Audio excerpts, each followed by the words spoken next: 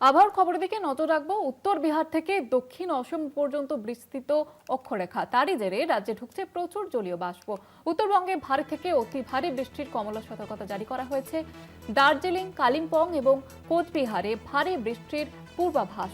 দক্ষিণবঙ্গের একাধিক জেলায় বিক্ষিপ্ত বৃষ্টির সম্ভাবনা রয়েছে আগামী কয়েকদিন, এবং ঘন্টায় 30 থেকে 40 কিলোমিটার বেগে দমকা হাওয়া বওয়ার সম্ভাবনাও কিন্তু রয়েছে, এমনটাই আবহাওয়া দপ্তর সূত্রে আমরা জানতে পারছি। আমাদের প্রতিনিধি শাশ্বতী রায় রয়েছেন আমাদের সঙ্গে টেলিফোন লাইনে। শাশ্বতী, কেমন থাকবে আবহাওয়া, কি জানা যাচ্ছে? দেখো, কার্যত একটি অক্ষরেখার অবস্থান রয়েছে বিহার থেকে একেবারে দক্ষিণ আসাম পর্যন্ত, এবং যেটি উত্তরবঙ্গীয় পশ্চিমবঙ্গের উপর দিয়ে অবস্থানরত, এবং যার জেরে ভারী থেকে অতি ভারী বৃষ্টির সম্ভাবনা উত্তরবঙ্গের একাধিক জেলায়।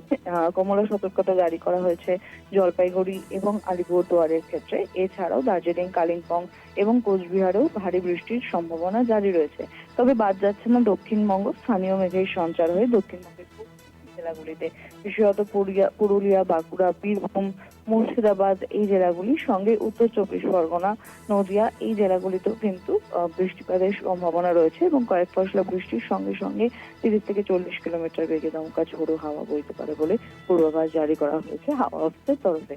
কার্যত দেশে ইতিমধ্যেই আন্দামান নিকোবর দ্বীপপুঞ্জে প্রবেশ করেছে বর্ষা, এবং ধীরে ধীরে বর্ষার যে তোর বা দক্ষিণ পশ্চিম মৌসুমী বায়ুর যে প্রভাব, তার প্রভাবে প্রচুর পরিমাণে জলীয় বাষ্প রাজ্যে প্রবেশ করতে পারে, এবং তার থেকে বৃষ্টি কার্যত জারি থাকবে বঙ্গে।